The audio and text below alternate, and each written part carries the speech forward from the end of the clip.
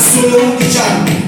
I suoi brani stanno spopolando la campagna e non solo, con A te mamma, Super Fantasma e Canto per te, prossimamente lo vedremo alle prese di un film, nelle vesti di attore.